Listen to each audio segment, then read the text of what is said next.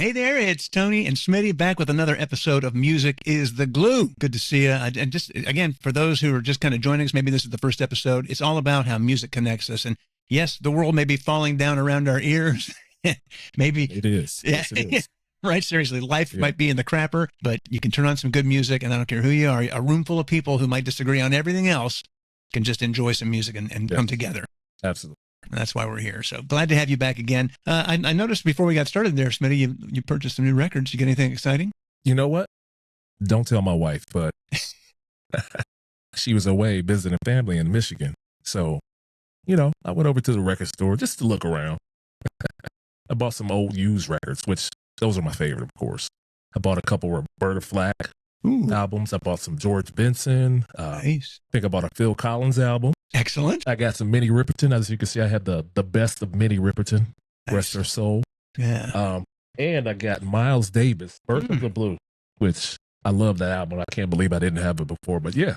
Nice little haul there. Yeah. Got a little MF Doom too. MF Doom. Excellent. Yeah. Got one of those. So a little mixture of everything. Yeah, I haven't, I'm trying to think of the last time, I go into the record, about the only time I go to the record store now is if I'm getting stuff for the feature that I do over on Instagram, which is that daily little music information. Like if I don't have a record and I really want to do a story, there's this great record shop in Nashville called Phonolux, and Scott over there, shout out, awesome guy, and I just send him a DM, say, hey man, do you guys have copies? And I'll let him know what I need for the month, and he goes in their back room and finds them and gets them for me, and so just super cool. Nice to have a connection like that. Oh my God, yeah, for sure. So I think the last couple of things I got a Sly and the Family Stone. I got Stand, that big album that has Everyday People on it. Yeah. And I can't remember what else. So, go ahead. I'm sorry. I was just I didn't get to go on a big shopping haul like you did. I'm jealous. And what's funny is I actually got busted. Called my wife right before I left, and just to touch base. And while I'm in the store, she FaceTimes me. Oh.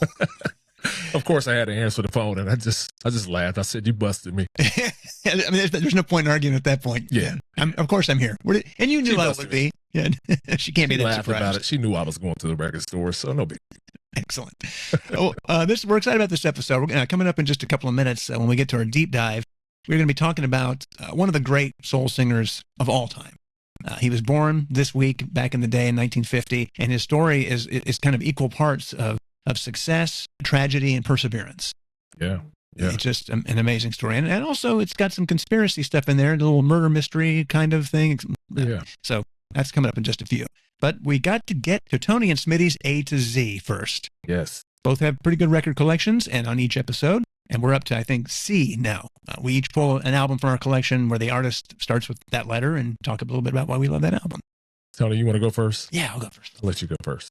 So this, I tried to veer away. I was going to go with something else, but I thought, why deny my instincts? This is my favorite band of all time. I love them. Probably the only band I've ever seen that I paid to see more than once. I've seen, when I was in country radio, I saw a bunch of artists more than once, but I had to pay for those tickets. And this is not my favorite. I mean, it's a groundbreaking landmark album. It's the album that made them huge, probably, but it's not my favorite of the albums. But I figured it's probably one that most everybody knows. Let me get this out of the sleeve so I don't have that shiny thing going on. It is The Cure, Disintegration. I knew you were going to pick The Cure. I knew it. I mean, how could I not? Knew that was your favorite group, so. Yeah. This album is just, it's great. I mean, it's an interesting album because, this is a band, they get labeled, like goth and dreary and doom and all that kind of stuff, and the way Robert Smith looks, but they're really just a great pop band, I think. When he goes through periods of emotion in his life, it comes out in the music. Right. And so at this time, he was going through a lot. I think he was 29. He was about to turn 30, and he was having an existential crisis, And also they were coming off an album that was kind of their first, I won't say it's not their first success. They had some big success before that, but probably their first mainstream thing where they had like a song that made the top 40 called Just Like Heaven. And he was kind of rebelling against that a little bit, I think. He didn't want that. I mean, they want success, but they weren't looking for, I don't think he was looking for that kind of attention. So he was feeling a lot of pressure, and it was like, because obviously when you have a successful record, the record company's like, give us more of that. We want, and so he started using like LSD again, and you can, a lot of the lyrics, I mean, listen to some of the lyrics, and it's like, whoa, you can tell the guy was on drugs when he wrote that song. LSD. Yeah, exactly. I said LSU. That's a college, by the way. He was high on LSU, a big Tiger fan. And then there's a lot of drama within this as well, because one of the band's early members also had some growing alcoholism. And so there was a lot of tension in the band, and pretty much everybody came to Robert Smith and said, either he goes or we're all quitting. Wow. And so they had to fire the keyboard player and his friend of a long time. When they made the record, and they sent a copy to Elektra, which was their record label. I mean, this, he said that the sound was such a shock that Elektra requested he shift the release date back several months. And he recalled they thought I was being willfully obscure because it didn't sound anything like, you know, the hits off the last record. It was all dark and sad, and the aesthetic was just, but, you know, I think that just goes to show, and I don't mean to step on people's toes who work for record labels, but it goes to show what a lot of these people know, which is not much. Not much, yeah. Because the album was obviously a huge hit. It was at that time the band's highest charting album. Several hit singles. Love Song was the biggest one off of that. But Pictures of You, Lullaby had a bunch of big songs. Okay. And it's still the band's highest selling record to date. More than 4 million copies sold. So that's not bad for a little band from England. So that's my C album. I got to be honest, Tony. I know The Cure. Don't know a lot of their music by name. I'm sure I've heard some of it. You know, they played them a lot, you know, back in the day on MTV or whatnot. Yeah. But that lead singer always creeped me out. I don't know what it was about him. I don't know. Maybe it was because, you know, at the time, confession, I've always been a little scared of clowns. It's my thing. Don't judge me. So I don't know if it was didn't he wear like the really white makeup? Yeah, he definitely makeup and the smudged red lipstick, and the hair was really big. So maybe that was it, but he creeped me out. So maybe that's why I didn't really. And my musical palette wasn't as, you know, diverse back then. I didn't listen to a lot of different music, but you know. I get that. I mean, and at that time, they weren't getting played on the radio very much because they didn't have those kind of songs. I mean, probably the song that most people know now is from the album that I think is my favorite Cure album, Wish, and it's Friday I'm in Love, because that song gets played on the radio all the time. It sounds familiar. Yeah. So I think if you heard you that, should sing it for me. You don't want to do that. But it's a great song. So if you don't know The Cure very much, I would say dive in and check out Disintegration if you want to be depressed, or check out Wish if you want something that's got a little more upbeat stuff going on there. But it's a great band. Okay. Now I'm on the edge of my seat. What is your C going to be? So for me, you know, I went through a couple of different possible C's. So the album that I chose is by an artist whose last name starts with a C. One of my favorite artists in any genre, the incomparable John Coltrane. Yes. And the album is Blue Train. If you don't have it, shame on you. You need to get it. So if you're a jazz listener and you appreciate jazz, you already have this album. I know you do. If you don't, just, you know, go buy the album and just check it out. You will not be disappointed. So it was released in 1957. It was actually his first album as a leader for Blue Note Records. For those of you that don't know, Blue Note Records is like, when you think of jazz albums, you usually think of Blue Note Records. So during this time, Coltrane was actually, when he was his tenure with the Thelonious Monk's band. This was right before he went back and joined Miles Davis Group. Oh, okay. But it's regarded as a cornerstone of what they call hard bop. For those that know jazz, they probably know what that means. Kind of blends bebop and blues bass music with a little gospel influence. But it's a great album. Please go check it out. He has some greats playing on this. You have Lee Morgan, Kenny Drew, Curtis Fuller, Paul Chambers. One of the greats. I love Paul Chambers. My favorite song is probably Blue Train, which even if you don't know it by name, you've probably heard it somewhere in a movie, you know, in an elevator, somewhere. But what I love about jazz too is the songs were so long. I loved it. I think Blue Train was over 10 minutes long, which is absolutely great. And you can tell, I'm sorry to jump in, but you can tell that when you love those songs, because a song that long, like most people when they hear it, like, oh, and I don't care what genre of music it is. Oh my God, a 10-minute song. Oh yeah, I'm skipping that. But the way he plays and the beauty of the song, you don't even, like, you kind of feel like it's multiple songs mixed into one. And when it's over, you're still sad that it's over, even though it was 10 minutes. Yeah. It could have been 30 minutes and I would still love it. Yeah. I love that song. And my second favorite is I'm Old Fashioned. Not because that's one of my favorite drinks, but it is a great song. It's actually the only song on the album that's considered a ballad. It's pretty slow, but I love it. It's just one of those songs you put on, you close your eyes and just lay back and relax. It's amazing. So for my C album, it's John Coltrane. Hard to beat. Hard to beat. One of the greats. Excellent. Yeah, yes, it's funny. Jazz is one of those things, and I think we've talked about this, and maybe not on the show, but I wasn't into jazz until the Ken Burns jazz miniseries.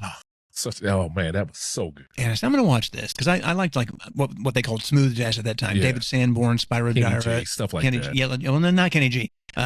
Yellow Jackets, Weather Report, Chick Corea, some of that newer stuff. But then I watched this, and it just opened my eyes. And I think I had to reach a certain age maybe before I could appreciate the music. Yeah. And I went bananas. This is back when I still had a CD collection before I started gathering vinyl again. And there's Encinitas, California, Lose Records. They had a great selection. I would go in there and just buy up all these, as I watched the episodes, I was making notes. Okay, I got to go buy some John Coltrane, got to go buy some Count Basie, got to go buy, Duke Ellington, all that stuff. And I'm so happy that my life got turned on to that kind of stuff. And now exploring out a little farther in some of the other artists that I found over time. And it really all starts with Miles Davis and John Coltrane, I think, for most people. Yeah, exactly. You know what's funny? I don't know.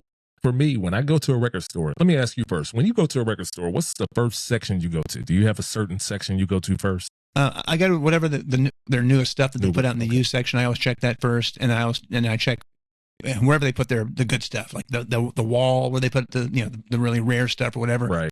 And I don't usually find anything there that I like, but it's worth checking because sometimes I'll be like, oh man, and yeah. So definitely I start there, and then if I have time, I roll to the jazz section and then the rock section, and then I'll check R&B. There's a few titles that we don't have that my wife really wants, and I always make sure I go check and see if they have them. So yeah. What about you? So let me shout out my favorite record store, my neighborhood record store, Beverly Phonomart in Chicago in the Beverly area. I love those people. Super nice. Love the store. Super clean. They have everything you need. But I go straight to the back wall to the super used records.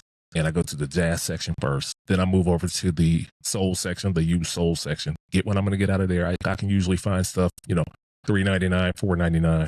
I make a killing it. And then I head to the jazz section and then wherever else I end up. But yeah, that's the order I go in.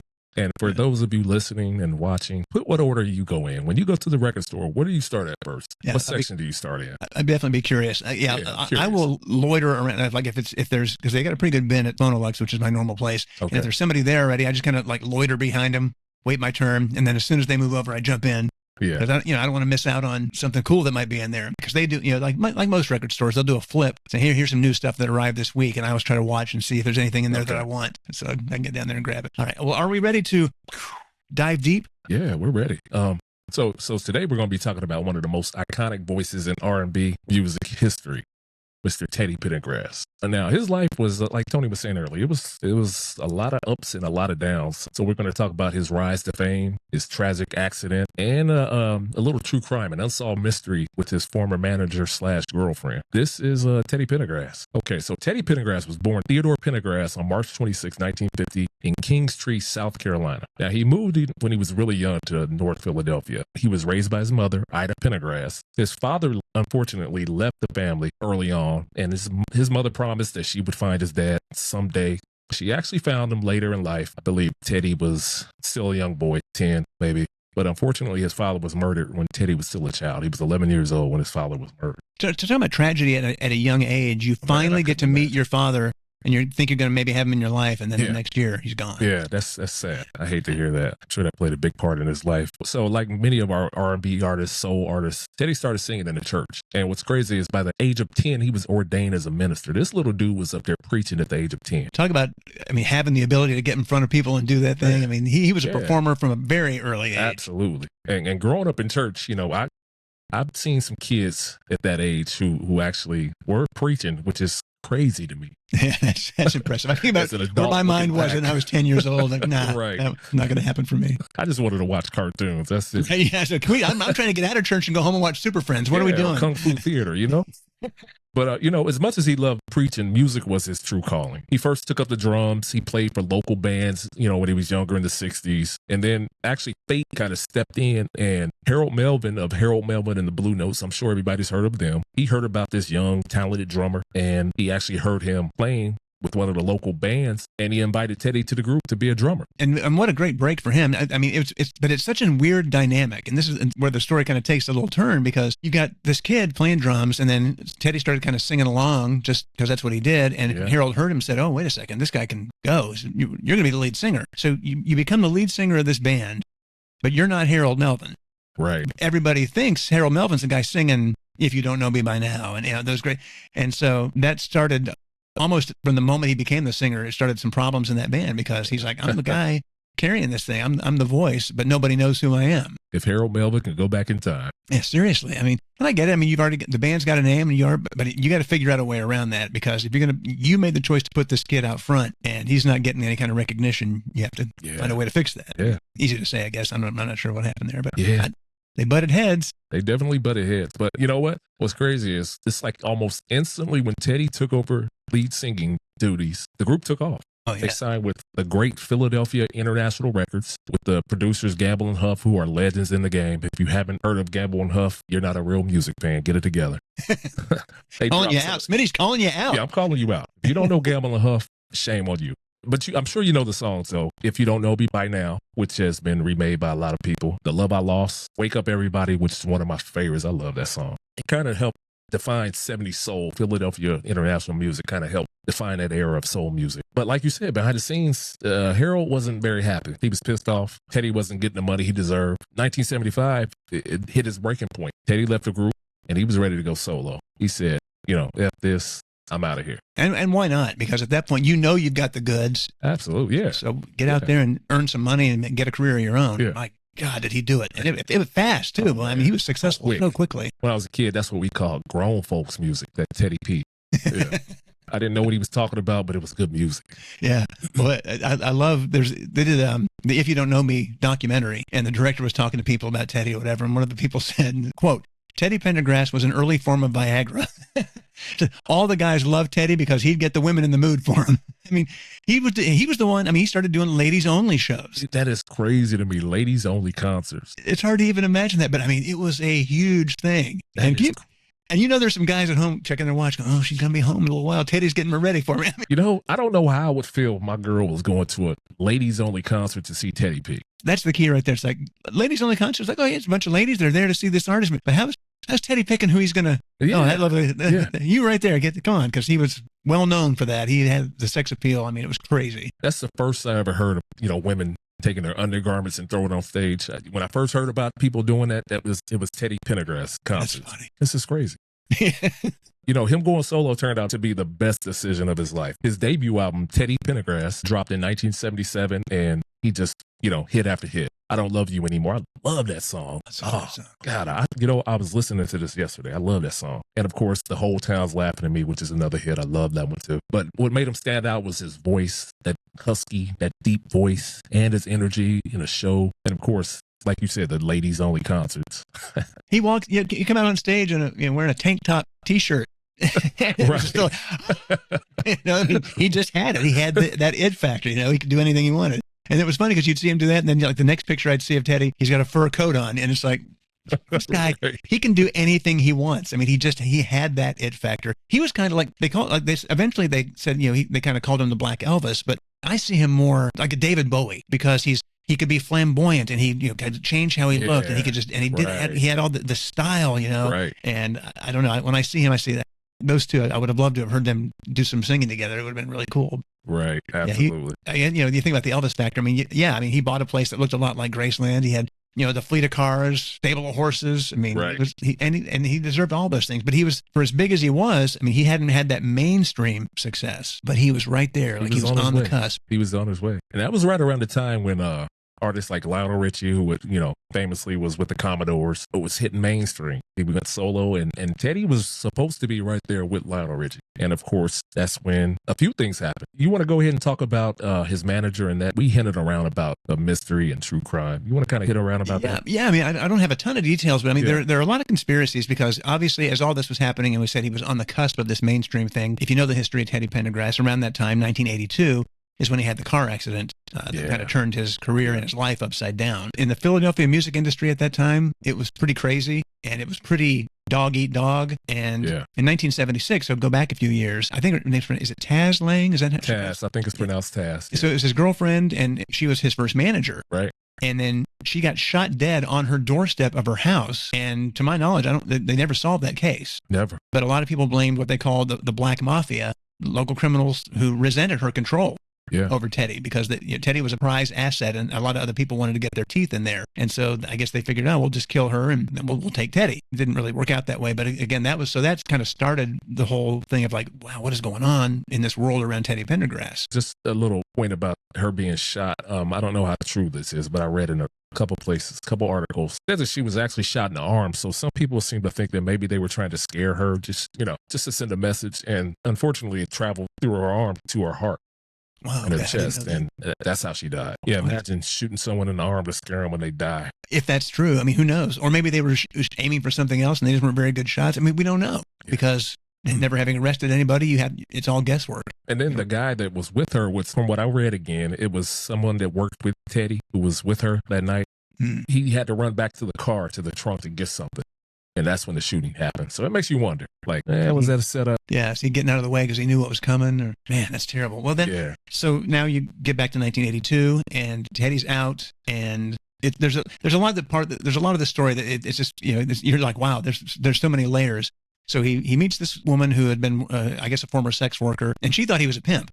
She was like, I didn't know many people who weren't pimps who drove a Rolls Royce, so I had no idea that he was, such a big deal. And as it turned out, she was transgender. Not that matters, but it's part of the story, so I'm including it. And then back then, that was a big deal. Back then, that was a super big deal. I think and wasn't Teddy married at that time? I believe he was. And they talked to his wife about that, and they had an understanding, I guess. But so he's bringing this person back to his house with him. And they're in the car, and then this accident happened, and he broke his neck. Never walked again. He was only 31 when that happened. Yeah. Oh man, but, so young. And then you still got conspiracies now about the car accident. Was it actually an accident, or did somebody set this up? Because I guess there were reports a few weeks earlier, some brake cables on some of his other cars had been tampered with. Yeah. And so it's like, oh, okay, I don't know. And then you complicate it more when you bring in the Philadelphia police, who he had a pretty contentious relationship with. I guess when this crash happened, he was in the process of suing the police department for harassment for $500,000 because they kept making him kind of a target. And they didn't like a rich black guy driving around in a Rolls Royce. Take your pick a year, and you can find some racist BS in there, without question. So he was like, when the wreck happened, Tanika Watson was the person's name, and she said that he told her, "Don't leave me alone in here," because she was relatively unharmed. He said, "I don't want them to hurt me," because he was afraid it was the cops that had done it and they were going to finish the job. But as it turned out, that was not the case. And she didn't really speak out until 20, 30 years later. And she finally started doing some interviews about it and kind of telling the story from her point of view. Right. But it's just, I watched one recently she was talking about. Okay. Yeah. But I mean, it's heartbreaking, to have the career he was having and the success he was having, to finally get that recognition. Yeah. And then this happens, and it just changes everything. Yeah, talk about a bad break. That was rough. As you would expect, deep depression, drug problems, the whole thing, and just becoming suicidal. And his family did an interesting intervention. They basically did an intervention where he was there, but they talked about him like he wasn't there, and they talked about all the ways that he was important in their world and how they would feel if he was gone. And it was dramatic, and it worked. Yeah, and it kind of snapped him out of that, and he started kind of working back to performing again, which I'm sure it was hard to imagine. You're paralyzed, I guess, from the chest down, and to think, okay, I'm going to do this. I'm going to keep doing what I do. He didn't give up. No, he didn't give up. And in Teddy Pendergrass fashion, you're going to come back. You got to come back big. Oh yeah. I mean, remember Live Aid in 1985? It was this huge. I distinctly remember Live Aid in 1985 when he performed.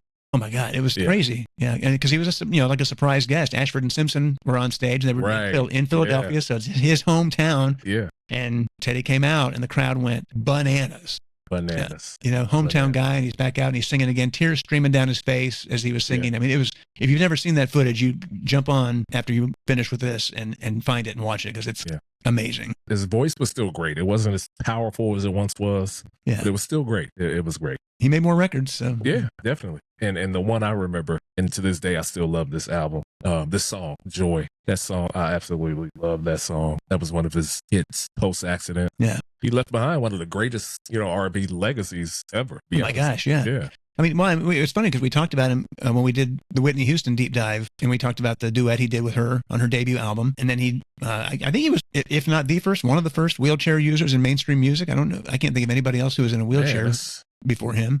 That's interesting. You know what? I mean, I can't think of anybody else. I don't know. And there certainly could be, if there was somebody that was in mainstream and that was well known, hit us in the comments and let us know, because I don't know. Yeah, please. In 2000, and what's funny is, he goes to this wreck, he's paralyzed. You would think it would be a complication from that would end up causing him to die. He had colon cancer. I mean, just stacking tragedy on top of tragedy. Man. But he had successful surgery, and he went home, and he's recovering, and you think, okay, this is going to be okay. And then a few weeks later, had to go back to the hospital because he had a respiratory problem. Yep. 7 months later, he died of respiratory failure. 59 years old. Wow. You see a story like that, and when so many things are piled on someone, and you're like, man, why did God put a target on this guy? What was the problem there? Because it's like, dude, But anyway, legendary singer. If you're not familiar with Teddy's music, get some. Go listen. Yes, please. There's our deep dive on Teddy Pendergrass. Which brings us to a new feature. We haven't done this one before, but we feel like there's a lot of ground that we can dig in and play with here. Called Song Behind the Sample. You listen to songs and you hear pieces. Sometimes it goes by so fast, like I miss them. I don't even realize. Somebody will say, "Oh, that's a sample of so and so." I was like, "Man, I didn't even catch that." And then sometimes it's like the whole song. You're like, "Oh man," but it's funny. Some of them, like I've heard whatever the new song is. And I didn't know. I didn't know the original song. And when the guy I was listening to Sirius XM, when he mentioned it, I was like, wow. And I immediately went out and bought that record so I could have the original song. And when I listened, I was like, okay, that's too cool. But we're cheating a little bit because even though this feature is called Song Behind the Sample, we picked this one because it's such a great story and it's such an epic song, but it's not technically a sample. Yeah. And we can give a little lesson here. We can tell people the difference between a sample and an interpolation. A lot of people don't know what the difference is. We're going to be talking about a little song called Rapper's Delight. I mean, epic. I think it was, the first rap song to chart on the Billboard Hot 100? Yep. But the story behind it, if you don't know it, is pretty great. It uses the bass line from Chic, Good Times. So obvious. And this is one of those things like, you would think, oh my gosh, they must have loved that because, they're using their song, they're going to get paid. No. It didn't work out that way at all. In fact, a lawsuit had to be threatened before this was all said and done. So the great thing, and again, when you take an iconic song like Good Times and decide, okay, we're gonna do this thing. I mean, Chic was already such a big name in the disco era. La Freak, Everybody Dance, I Want Your Love. They just had it going on. Yes. Well, in 1979, Blondie, new wave band Blondie, and Chic were actually playing concerts with The Clash, a punk band, at the Palladium in New York. And when Chic started playing Good Times, this was September 20th and 21st, Fab Five Freddy, who was a friend of Blondie's, in fact, convinced Blondie to do their little rap song that they did, Rapture. And then members of the Sugar Hill Gang, Big Bang Hank, Wonder Mike, Master G, they jump on stage and they start freestyling while Chic is doing Good Times. Yeah. And Sylvia Robinson, who I think was it she and her husband, they had started Sugar Hill Records. She's like, whoa, what is this? This could be something. Yeah. And instead of doing it the right way and going to Chic and say, hey, we'd like to do this thing, she went and hired a kid, a 17-year-old kid. His name was Chip Sharon, and said, hey, I need you to do something. I guess he was on his way to school, and she said, hey, you want to make $70? He was like, isn't that crazy? He was just walking to school. I can't even imagine it, but he's probably thinking, what do I have to do? Right. Like, hold on, lady. Hold on.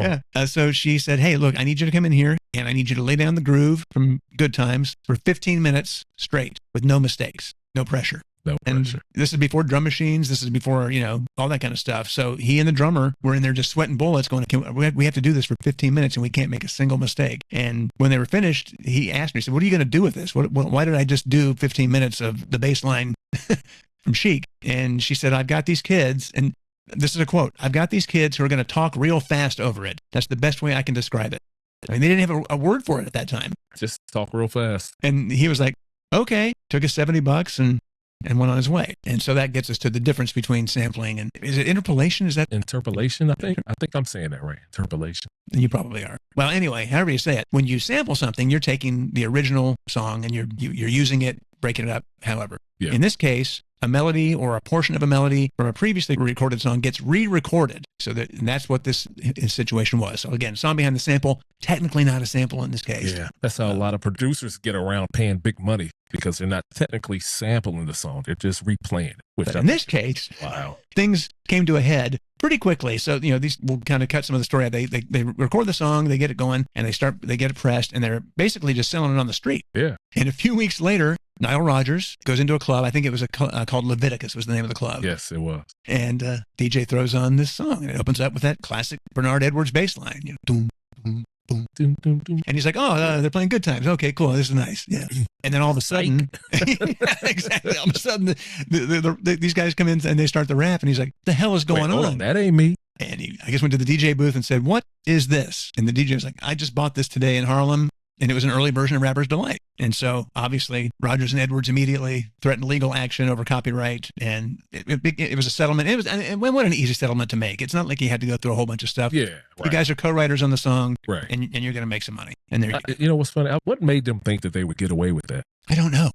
I mean, maybe did they think that even though they thought it was a great idea, maybe they had to know it was going to get played. They had to know that people were going to hear it. I mean, the whole point of making the record is to get it heard. Yeah.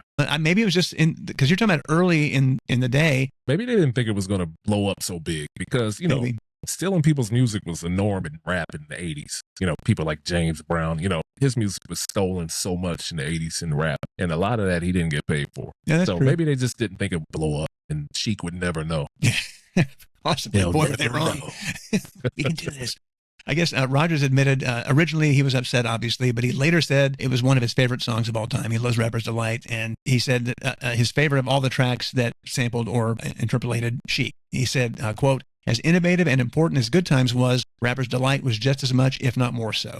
So he could recognize that. Yeah. 15 minutes of rapping over that groove, no verses, no choruses. And look, if we're being honest, it's not great.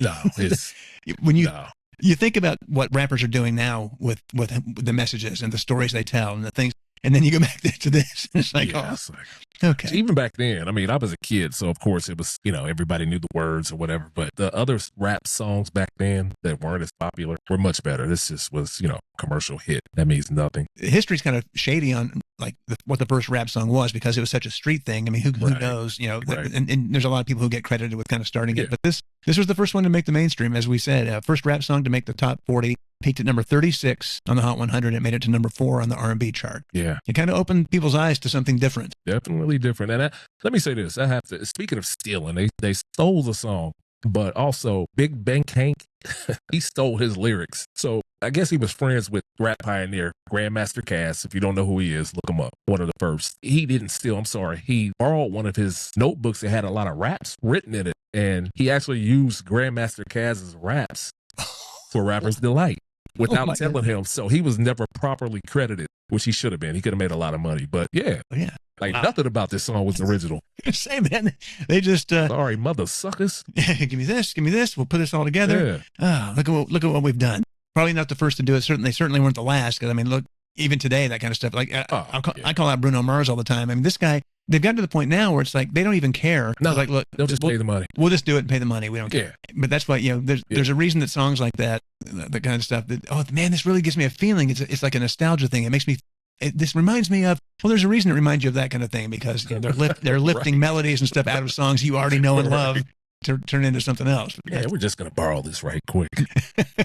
All right. Well, that's. I guess that's it. I think we're wrapped up. Yeah. So please make sure you give a like here, and please make sure you subscribe, share this with other music lovers. Maybe you got people in your life. You're like, oh, here's a couple of Gen Xers talking about vinyl records and songs, and it's all genres. Nothing is off limits here. This is about loving music no matter what it is. Absolutely. And finding the good in that, something positive in a world that needs it. Give us your feedback. Write us a review. Make sure you check us out on social media. We got all that information on the screen there. Next episode, we got a great deep dive, and I know Smitty. You are on the. He's been shaking. He's so excited. I mean, I'm gonna have to. This might be a 90-minute episode when he gets going on this group. I'll try to keep it, to a minimum. I'll try.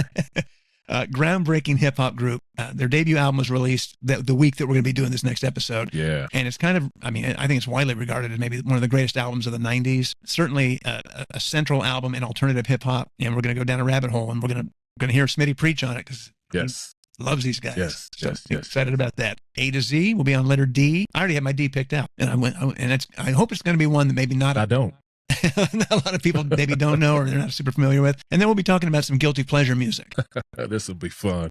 I mean, this is one where it's like there are so many great ones, and it's one of those things where you got it going, you got it cranked up in the car, but if somebody's walking by, you kind of turn it down. It's like, I don't want people to know that I'm in here jamming to Barry Manilow or whatever the case may be. Think about some of your favorite guilty pleasures because we're going to want to hear from you on that one as well. And remember, no matter the genre, no matter the decade, music is the glue that keeps us together.